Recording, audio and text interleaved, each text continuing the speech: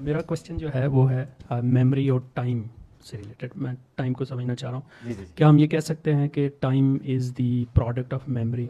क्या time exist कर सकता है without memory? May be subjective time, let's suppose, अगर हम ऑब्जेक्टिवली यूनिवर्सली ना भी देखें। जी। टाइम और स्पेस ये दोनों बेसिक इंग्रेडिएंट्स हैं मेमोरी फॉर्मेशन के। ठीक है, वो जो टाइम में ये बात कर रहा था लॉन्ग टर्म पोटेंशिएशन और लॉन्ग टर्म डिप्रेशन की।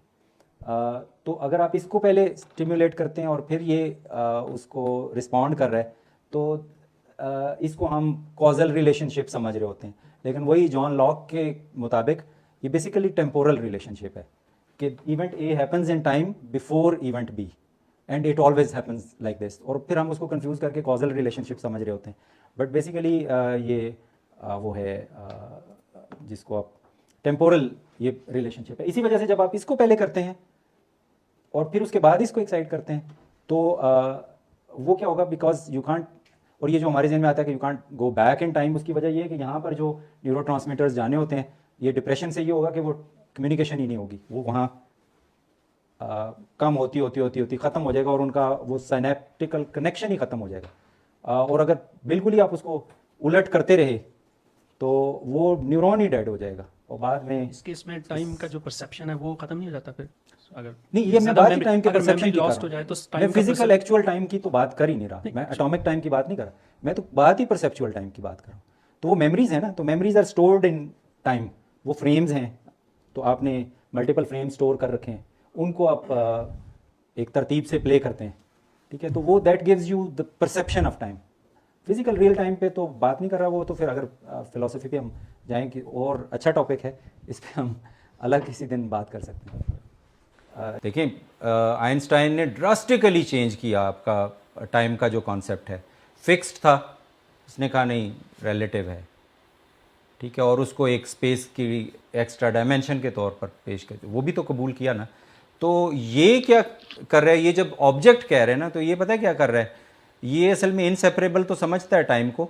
ये कहता है कि टाइम स्पेस से इनसेपरेबल नहीं है, बल्कि ये कॉजेलिटी से इनसेपरेबल है, जो कॉजल रिलेशनशिप है, और मैटर से इनसेपरेबल है। जब ये इसको ऑब्जेक्ट कहता है तो असल में ये कहता है कि टाइम जो है वो मटेरियल है, इमटेरियल नहीं है। ये इतना बड़ा लीप है कि हम पहले तो इसको तसव्वुर करना बड़ा मुश्किल है कि टाइम को how can we think of it as matter.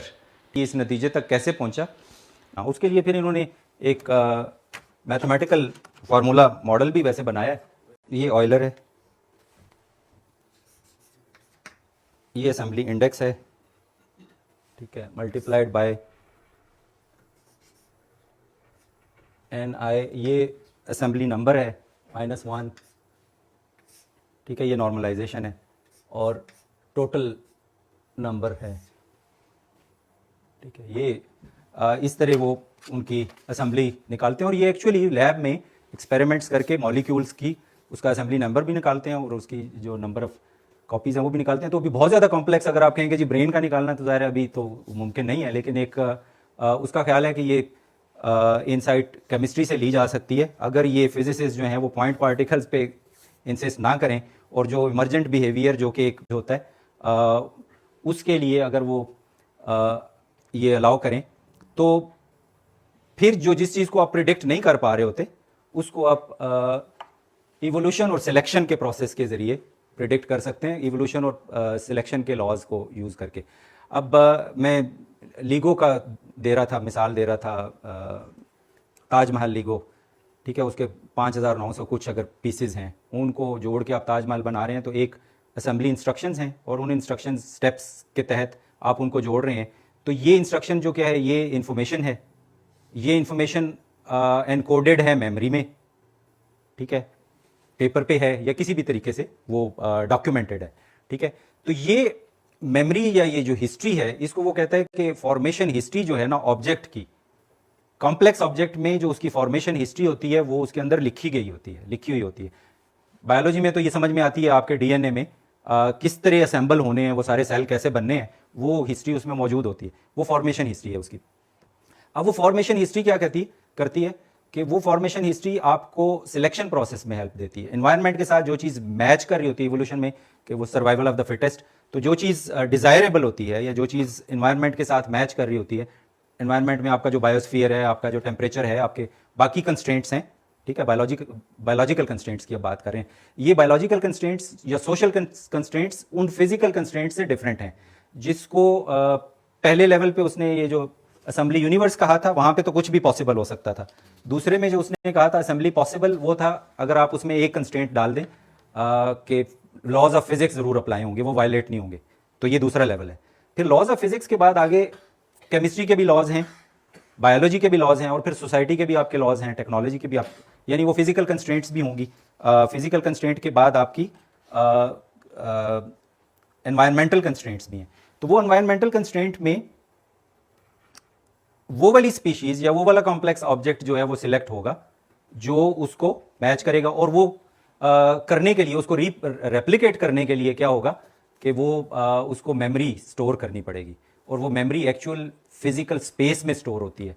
और वो जो फिजिकल स्पेस में स्टोर हो रही है, इसीलिए वो कहता है कि वो जो फिजिकल स्पेस में स्टोर हो रही है उसको वो कहता है कि ये मेमोरी नहीं है, ये ही टाइम है। इसको ग्रैपल करना बड़ा मुश्किल है, शुरू में मुझे भी बड़ा टाइम लगा था। हाँ, ये ही टाइम है। और वो ये कहता है कि असल में ये जितना कॉम्प्लेक्स ऑब्जेक्ट होता है उसकी उतनी ही लॉन्ग फॉर्मेशन हिस्ट्री होती है। जाहिर है, ये चौक बनने से पहले आपको या ये कंप्यूटर बनने से पहले आपको, इस कंप्यूटर से पहले जाहिर है इसके प्रोटोटाइप्स चाहिए थे ना, वो प्रोटोटाइप्स बजाते खुद असेंबल्ड थे। उनके उससे पहले जो प्रोटोटाइप्स थे वो भी असेंबल्ड थे, ठीक है। तो ये कंटिंजेंट यूनिवर्स है। एक तो असेंबली यूनिवर्स है जहां कुछ भी हो सकता है, वन स्टेप आप जाएं तो आप असेंबली पॉसिबल में आ जाते हैं, जहां फिजिक्स के लॉज की कंस्ट्रेंट्स को करने के बाद एक जो आपके पास स्पेस रह जाती है, इसको वो कम्बिनेटोरियल स्पेस कहता है। कंबाइन करने की स्पेस आपके पास कम हो जाएगी फिजिकल लॉज के तहत, ठीक है। उसके बाद फिर आगे वो कहता है कि ये असेंबली कंटिंजेंट है। अब ये असेंबली कंटिंजेंट के लिए एक कॉम्प्लेक्स ऑब्जेक्ट चाहिए, और उस कॉम्प्लेक्स ऑब्जेक्ट में उसकी फॉर्मेशन हिस्ट्री भी चाहिए, और वो फॉर्मेशन हिस्ट्री जो है